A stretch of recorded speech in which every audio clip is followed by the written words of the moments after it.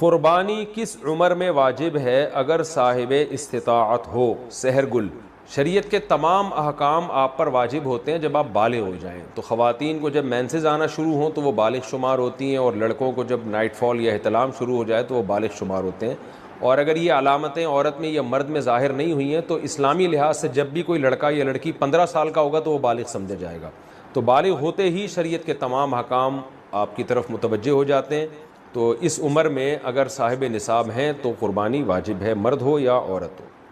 اپنی قربانی چھوڑ کر والدین کی طرف سے قربانی کرنا: میں اس سال اپنی قربانی نہ کروں، والدین کی طرف سے کر لوں، تو کیا یہ جائز ہے؟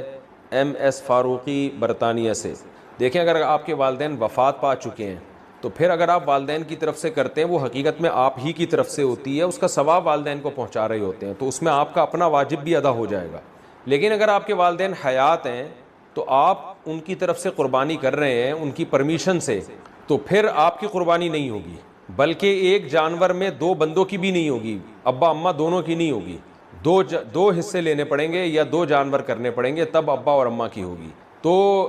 ایسی صورت میں پھر آپ اگر صاحب نصاب ہیں تو آپ گناہ گار رہ جائیں گے. تو اگر آپ کے والدین حیات ہیں، زندہ ہیں، تو پھر تو آپ اپنی طرف سے قربانی کریں، اور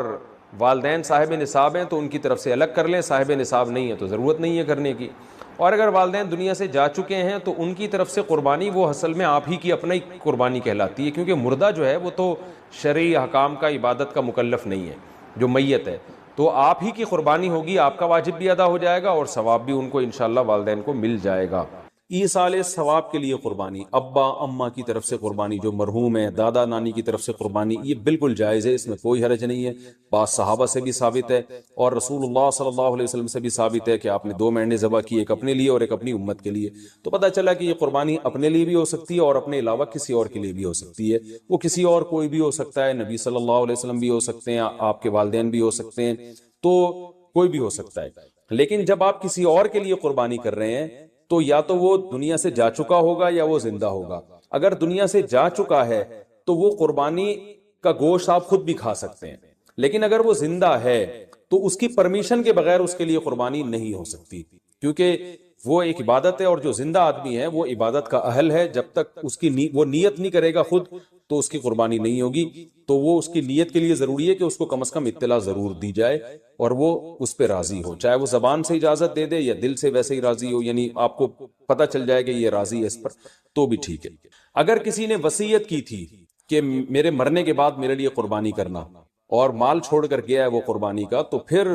اس کی قربانی میں سے بھی گوشت کھانا جائز نہیں ہے، وہ قربانی بھی آپ کو وہ سارا گوشت صدقہ کرنا پڑے گا. اچھا بھائی، ایک مسئلہ یہ بھی ہے کہ قربانی کسی نے نہیں کی اور بعد میں خیال آیا کاش میں قربانی کر لیتا، تو یاد رکھیں بقرعید کے 3 دن جب گزر جائیں گے تو اس کے بعد قربانی اب جائز، یعنی اب قربانی جائز نہیں ہوگی، کیونکہ وہ 3 دن گزر گئے، قربانی کا ٹائم ختم ہو گیا. اب آپ نے اگر جانور ذبح کیا تو اس کا سارا گوشت آپ صدقہ کر دیں، اور بہتر یہی ہے کہ جانور کی قیمت صدقہ کریں آپ، کیونکہ اب قربانی کا ٹائم چلا گیا. تو اس لیے بقرعید کے 3 دنوں، پھر وہ اگلے سال بقرعید میں بھی نہیں ہو سکتی قضا اس کی، تو بس بقرعید کے 3 دن کے اندر اندر تو جانور ذبح کرنا ہے. اگر آپ نے ذبح نہیں کیا اور آپ پر قربانی واجب تھی، آپ سے غلطی ہوئی ہے، تو اب 3 دنوں کے بعد آپ نے کیا کرنا ہے، اس جانور کا یعنی اس جانور کی قیمت آپ صدقہ کر دیں. اب جو ہے وہ قربانی کا ٹائم چلا گیا. اور یہ بھی یاد رکھیں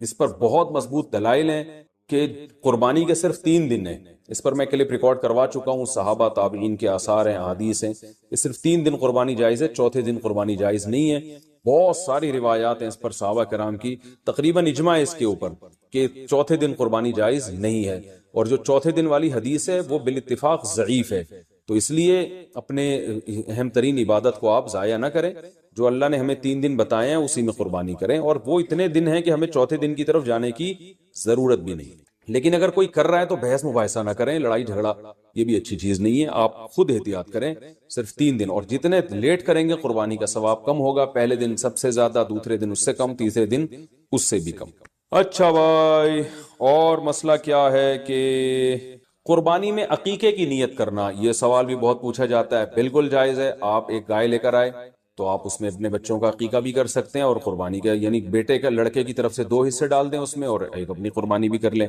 یہ بھی بالکل جائز. اچھا بھائی، اور نابالغ اولاد کی طرف سے قربانی، دیکھیں جو نابالغ اولاد کی طرف سے قربانی ہے اگر تو انشاءاللہ اس کو ثواب ملے گا، قربانی وہ آپ ہی کی طرف سے ہوگی، تو یعنی آپ ہی اس قربانی کے مالک ہیں، تو کیونکہ جو نابالغ ہے نا اس پر قربانی بہرحال واجب نہیں ہوتی، چاہے وہ کتنا ہی مالدار کیوں نہ ہو، اور اگر بالکل ہی چھوٹا بچہ ہے تو پھر اس کی طرف سے قربانی کا مطلب یہ ہوتا ہے کہ آپ خود ہی بس قربانی کر رہے ہیں، تو وہ قربانی کا اہل نہیں ہے، اس کی طرف سے قربانی نہیں ہوگی۔ ہاں اگر وہ سمجھدار ہے، بلوغت کے قریب ہے، تو پھر اس کی طرف سے قربانی ادا ہو جائے گی، اگرچہ اس پہ واجب ہے نہیں، تو یہ کر سکتے ہیں، اس میں کوئی حرج نہیں۔ اچھا، ایک اہم مسئلہ یہ بھی ہے کہ اونٹ کو ذبح کرنا یہ سنت نہیں ہے، اونٹ کو نہر کرنا سنت، کھڑے کھڑے اس کی ٹانگ باندھ کے نا یہاں چاقو مارا جاتا ہے، اور ایکسپرٹ جو قصائی ہوتے ہیں وہ ایسے زور سے کٹ لگاتے ہیں کہ ایک دم فوارہ نکلتا ہے، اونٹ بہت جلدی ٹھنڈا ہو جاتا ہے، اور جو اناڑی ہوتے ہیں وہ بہت تکلیف دیتے ہیں جانور کو، وہ گھماتے رہتے ہیں اس میں،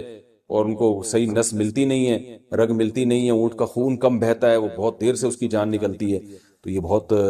جو ہے وہ اچھا کام نہیں ہے جانور کو تکلیف دینا۔ آپ صلی اللہ علیہ وسلم نے حکم دیا ہے کہ جب تم میں سے کوئی شخص جانور کو ذبح کرنے کا ارادہ کرے تو اسے چاہیے کہ جانور کو راحت پہنچائے، اس کی راحت کا خیال رکھے، وہ اس کی اذیت نہ دے، تکلیف نہ دے، اور آپ نے یہ بھی فرمایا کہ اپنی چھری کو پہلے تیز کر لو تاکہ جانور کو تکلیف نہ ہو۔ بعض لوگ یہ کر رہے ہوتے ہیں، جانور کو لٹا کے چھری تیز کر رہے ہوتے ہیں، وہ بھائی پہلے ہی کر لیتے یہ کام، اس کو آپ نے جو لٹا کے اتنی تکلیف دی ہوئی ہے، یہ ٹھیک نہیں، یہ ٹھیک عمل نہیں ہے، تو جانور کو راحت دینے کا ہمیں حکم ہے، تکلیف سے اس کو بچانا ہے ہمیں۔ تو یہ کچھ مسائل تھے، اور بھی کوشش کر رہا ہوں کہ کوئی مسائل دماغ میں آ جائیں جو لوگ زیادہ۔ ایک اور مسئلہ رہ گیا کہ قصائی کو گوشت کی اجرت کے طور پہ دینا جائز نہیں ہے، قصائی کو الگ سے اجرت دیں، گوشت ویسے ہی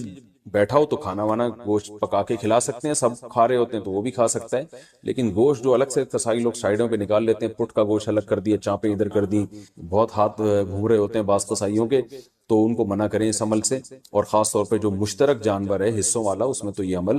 اور بھی برا ہے۔ تو پہلا سب سے بڑا مسئلہ یہ ہے کہ قربانی واجب کس پر ہے، قربانی واجب کس پر ہے۔ لم سم عوام کی سہولت کے لیے ایک نصاب بیان کرتا ہوں جو علماء بتاتے ہیں، 52.5 تولہ چاندی تقریباً 45 سے 50 ہزار یا 55 ہزار، یہ آج کل ریٹ چل رہے ہیں، آپ دیکھ لیے گا نیٹ پر۔ تو اتنی مالیت کا کسی کے پاس سونا ہو یا چاندی ہو یا تجارتی مال ہو، تجارتی مال کہتے ہیں وہ سامان جو بیچنے کے لیے آپ نے خریدا ہے، یا کیش رقم ہو، یا یہ کہ ضرورت سے زائد سامان، ضرورت سے زائد سامان کہتے ہیں وہ سامان جو پورے سال بھی استعمال نہ ہوتا ہو، تو ایسی کوئی چیز اگر آپ کے پاس اتنی مالیت کی پڑی ہوئی ہے، یا ایک نہیں 2-4 چیزیں مل کے اتنی مالیت کو پہنچ جاتی ہیں، یعنی خلاصہ یہ نکلا کہ آپ کے جو استعمال میں آنے والی چیزوں کے علاوہ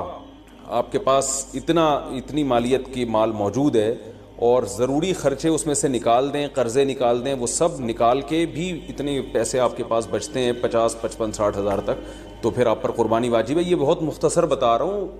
کیونکہ اگر میں اس کی نصاب کی ڈیٹیل میں گیا تو پورا کلپ اسی میں نکل جائے گا، تو لم سم ایک بتا رہا ہوں آپ کو کہ اتنا اماؤنٹ کسی کے پاس ہو تو اس پر قربانی واجب ہے۔ پھر بھی سمجھ میں نہ آئے تو اس بارے میں میرے دوسرے کلپ یوٹیوب پہ آپ کو مل جائیں گے، یا دوسرے علماء سے آپ تفصیل پوچھ لیں، وہ انشاءاللہ آپ کو ڈیٹیل بتا دیں گے، کیونکہ نصاب میں اگر میں زیادہ ڈیٹیل میں گیا تو بہت ہی لمبی بات ہو جائے گی پھر تو اس پر قربانی واجب ہے۔ بڑا مسئلہ یہاں پر ایک یہ اٹھایا جاتا ہے کہ کیا گھر کا سربراہ اگر قربانی کر لے تو سب کی طرف سے کافی ہو جائے گی، یا جو بھی صاحب نصاب ہے جس میں بھی استطاعت ہے اس پر الگ سے قربانی واجب ہے؟ اس میں فقہا کا اختلاف ہے۔ بعض علماء کی رائے یہ ہے کہ ایک آدمی اگر گھر کی طرف سے قربانی کر لے تو سارے اہل خانہ کی طرف سے کافی ہو جاتی ہے، اور اس کے بارے میں بعض تابعین سے آثار منقول ہیں، مصنف ابن ابی شیبہ کی روایات ہیں، لیکن ہماری رائے یہ ہے، اور بر صغیر کے علماء کی رائے یہ ہے، اور امام ابو حنیفہ رحمہ اللہ تعالیٰ کی بھی رائے یہی ہے کہ ہر شخص پر الگ سے قربانی واجب ہے اگر وہ صاحب نصاب ہے، اور اس کی 2 دلیلیں بہت مضبوط ہیں۔ سب سے مضبوط دلیل رسول اللہ صلی اللہ علیہ وسلم کی حدیث ہے، من وجد سعة لأن يضحي فلم يضحي فلا يقربن مصلانا۔ آپ صلی اللہ علیہ وسلم نے فرمایا جس کے پاس قربانی کی طاقت تھی اور اس نے قربانی نہیں کی تو وہ ہماری عیدگاہ کے قریب بھی نہ پھٹکے۔ تو اس سے پتہ چلتا ہے کہ جس کے پاس بھی اس طاقت ہے، تو اس میں یہ نہیں ہے کہ گھر کا سربراہ سب کی طرف سے کرے گا، تو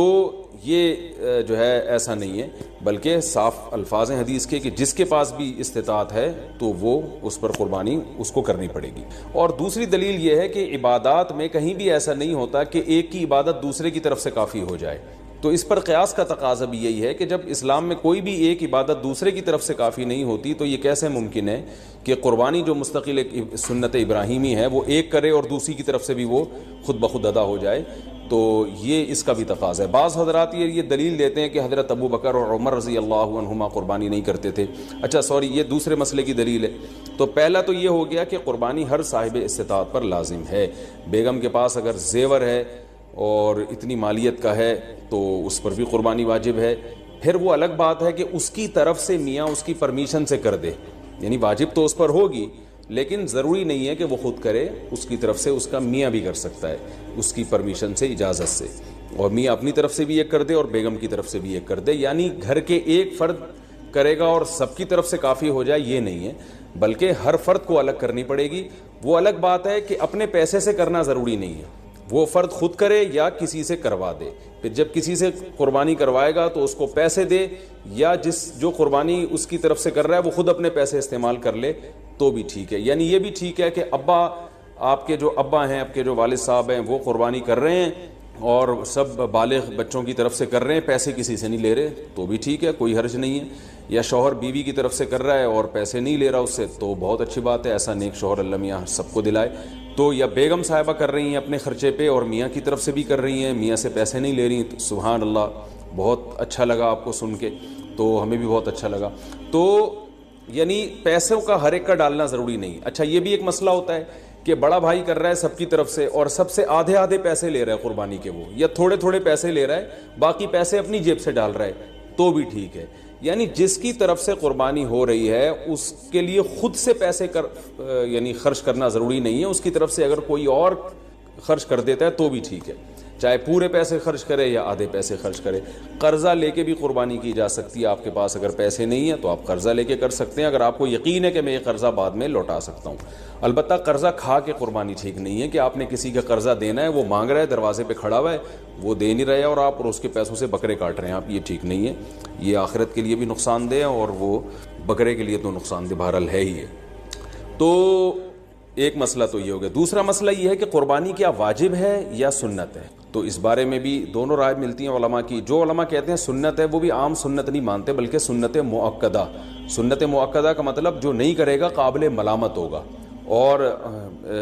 امام ابو حنیفہ رحمہ اللہ تعالیٰ کی رائے کے مطابق یہ واجب ہے، اور اس کی دلیل وہی ہے کہ پہلی بات تو یہ کہ عبادت ہے اور عبادت میں احتیاط کے پہلو کو ترجیح دی جاتی ہے، کیونکہ احتیاط اسی میں ہے کہ اس کو اگر واجب قرار نہیں دیتے تو بہت سے لوگ قربانی کا فریضہ چھوڑ سکتے ہیں اور اس بات کا خطرہ موجود ہے کہ قیامت میں ان کو گناہ نہ ملے، تو اس لیے احتیاط کے پہلو کو ترجیح جائے گی۔ اور مضبوط دلیل امام ابو حنیفہ کی قرآن نبی صلی اللہ علیہ وسلم کی وہی حدیث ہے، من وجد سعة لأن يضحي فلم يضحي فلا يقربن مصلانا۔ آپ صلی اللہ علیہ وسلم نے فرمایا جس کے پاس قربانی کی گنجائش تھی اور اس نے قربانی نہیں کی وہ ہماری عیدگاہ کے قریب بھی مت پھٹکے۔ آپ صلی اللہ علیہ وسلم 10 سال مدینہ منورہ رہے، ہمیشہ آپ صلی اللہ علیہ وسلم نے قربانی کی۔ بعض حضرات یہ دلیل دیتے ہیں کہ حضرت ابو بکر اور حضرت عمر نے قربانی نہیں کی اپنے دور خلافت میں، اس سے پتہ چلتا ہے کہ قربانی واجب نہیں ہے، تو یہ دلیل اس لیے درست نہیں ہے کہ حضرت ابو بکر اور حضرت عمر رضی اللہ تعالیٰ عنہ مسکین تھے، غریب تھے، اگرچہ مسلمانوں کے خلیفہ تھے لیکن یہ ان کی ایک کوالٹی تھی کہ اتنے لاکھوں مربع میل کے مالک ہونے کے باوجود وہ پیون زدہ کپڑے پہنتے تھے، تو صاحب استطاعت پہ قربانی واجب ہے۔ یہ دونوں حضرات بڑے تھے مگر قربانی نہیں کی انہوں نے، جیسے کہ روایت میں آتا ہے اس کی وجہ استطاعت نہ ہونا، تو استطاعت اگر نہیں ہے تو پھر قربانی لازم نہیں ہے، بلکہ اگر آپ قرضہ لے کے قربانی کرو گے اور خطرہ ہے کہ میں قرضہ ادا نہیں کر سکتا تو پھر تو جائز ہی نہیں ہے آپ کے لیے، کیونکہ دوسروں کا حق دبا کے آپ کے لیے عبادت کی وجہ آوری یہ ٹھیک نہیں ہے۔ اس کی فضیلت کیا ہے قربانی کی؟ رسول اللہ صلی اللہ علیہ وسلم نے ارشاد فرمایا بقرعید کے دنوں میں یا ایام نہر میں اللہ کو جانور کا خون بہانے سے زیادہ کوئی عمل محبوب نہیں ہے، اور ہر بال کے بدلے میں اللہ نیکی عطا فرماتے ہیں۔ یہ قربانی کی بہت بڑی فضیلت ہے، اور اس کی فضیلت آپ علماء سے بیانات میں سنتے ہیں۔ میں بھی چونکہ بہت مختصر جلدی بات کر رہا ہوں تاکہ میں پورے موضوع کو جلدی سے سمیٹ لوں۔ اب مسئلہ یہ آئے گا کہ جی قربانی، ایک بڑا اہم مسئلہ آج کل یہ چل رہا ہے، نبی صلی اللہ علیہ وسلم نے فرمایا کہ عید کی نماز کے بعد جس نے قربانی کی تو قربانی ہوگی، نماز سے پہلے کر لی تو آپ نے اس قربانی کو قبول نہیں کیا۔ تو اس سے صاف پتہ چلتا ہے کہ شہر میں جہاں عید کی نماز ہوتی ہے وہاں عید کی نماز سے پہلے قربانی نہیں ہوتی۔ اب چونکہ بہت ساری عید کی نمازیں ہو رہی ہیں تو علماء کہتے ہیں کہ جس شہر میں آپ رہتے ہیں پورے شہر میں کہیں بھی عید کی نماز ہو جائے گی تو آپ کے لیے قربانی کرنا جائز ہوگا۔ بہتر تو یہی ہے کہ آپ خود جب تک عید کی نماز نہ پڑھیں قربانی نہ کریں، لیکن اگر کسی نے قربانی کر لی خود نماز پڑھنے سے پہلے تو اگر پورے شہر میں کہیں عید کی نماز ہو چکی تھی تو آپ کی قربانی ہو گئی، عید کی نماز نہیں ہوئی تھی آپ کی قربانی وہ کالعدم ہے۔ آج کل لاک ڈاؤن کی وجہ سے، کورونا کی وجہ سے یہ بھی مسئلہ کھڑا ہوا ہے، بہت سے ملکوں میں عید کی نماز پہ پابندی ہے۔ یو اے ای سے فون آتا ہے بھائی یہاں دبئی میں تو عید کی نماز ہی نہیں ہو رہی، تو وہاں کیا کیا جائے گا؟ تو وہاں پر یہ کیا جائے گا کہ بہتر یہ ہے، افضل یہ ہے کہ زوال کے بعد آپ قربانی کریں۔ اگر پورے شہر میں عید کی نماز ہو ہی نہیں رہی ہے تو پھر زوال کا وقت یعنی ظہر کا وقت جب داخل ہو جاتا ہے تو پھر آپ جانور قربان کریں، اس سے پہلے قربانی نہ کریں۔ لیکن اگر اس سے پہلے کسی نے قربانی کر لی تو فقہا کی ایک رائے یہ بھی موجود ہے، انشاءاللہ وہ قربانی بھی ادا ہو جائے گی، یعنی صبح صادق کے بعد بھی اگر کسی نے قربانی کر لی تو قربانی ہو جائے گی۔ لیکن بہتر یہ احتیاط اسی میں ہے کہ ایسے جگہوں پہ جہاں عید کی نماز نہیں ہو رہی ہے، بعض کنٹریز ایسے ہیں جہاں عید کی نماز نہیں ہوتی، تو وہاں پر پھر آپ زوال کے بعد جانور کو قربان کریں آپ۔ یہ مسئلہ ہو گیا۔ اچھا، اب جانور خریدتے ہوئے کیا چیزیں آپ نے دیکھنی ہے؟ سب سے پہلی بات، 4 جانوروں کی قربانی جائز ہے، اونٹ اور یہ